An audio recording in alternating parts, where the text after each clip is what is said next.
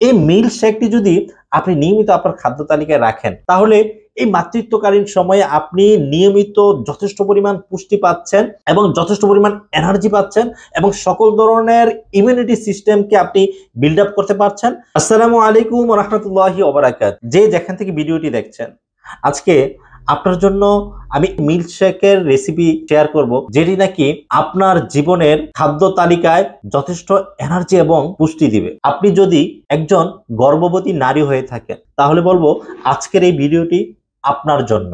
বিশেষ করে গর্ভবতী মায়েরা মাতৃত্বকালীন যে সময়টা, বেবি কনসেপ্ট হওয়ার পর থেকে নিয়ে যত ধরনের সমস্যার মুখোমুখি হচ্ছেন, সেই সকল সমস্যার সমাধান দিতে পারে শুধুমাত্র একটি খাবার, সেটি হচ্ছে খেজুর মিক্সড মিল্ক শেক। এই মিল্ক শেকটি যদি আপনি নিয়মিত আপনার খাদ্য তালিকায় রাখেন, তাহলে এই মাতৃত্বকালীন সময়ে আপনি নিয়মিত যথেষ্ট পরিমাণ পুষ্টি পাচ্ছেন এবং যথেষ্ট পরিমাণ এনার্জি পাচ্ছেন এবং সকল ধরনের ইমিউনিটি সিস্টেমকে আপনি বিল্ড আপ করতে পারছেন এবং আপনার অনাগত সন্তানও কিন্তু যথেষ্ট নিরাপদ থাকছে এবং মায়ের গর্ভে থেকে এসে যথেষ্ট পুষ্টি পাবে ইনশাআল্লাহ। সেই রেসিপিটি হচ্ছে, আপনি নিয়মিত আপনার খাদ্য তালিকায় কাঠবাদাম, কাজু বাদাম, চীনা বাদাম এবং কিশমিশ, এই চারটা ড্রাই ফ্রুট, সেই সঙ্গে খেজুর, এটা হচ্ছে সুক্কারি মোফাত্তাল খেজুর এবং কলা, মিল্ক পাউডার, এই উপাদানগুলোর সামঞ্জস্যে আপনি একটি মিল্ক শেক তৈরি করতে পারেন। যে মিল্ক শেকটি আপনার নিয়মিত খাদ্য তালিকায় রাখলে আপনার শরীর যথেষ্ট পুষ্টি পাবে, দুর্বলতা কেটে যাবে এবং আপনার খাবারে যে অরুচি, সেই অরুচি থাকলেও আপনি যথেষ্ট পরিমাণ এনার্জি পাচ্ছেন, শক্তি পাচ্ছেন এবং আপনার সকল ধরনের ঝুঁকিমুক্ত গর্ভকালীন সময়টাকে আপনি পার করতে পারছেন।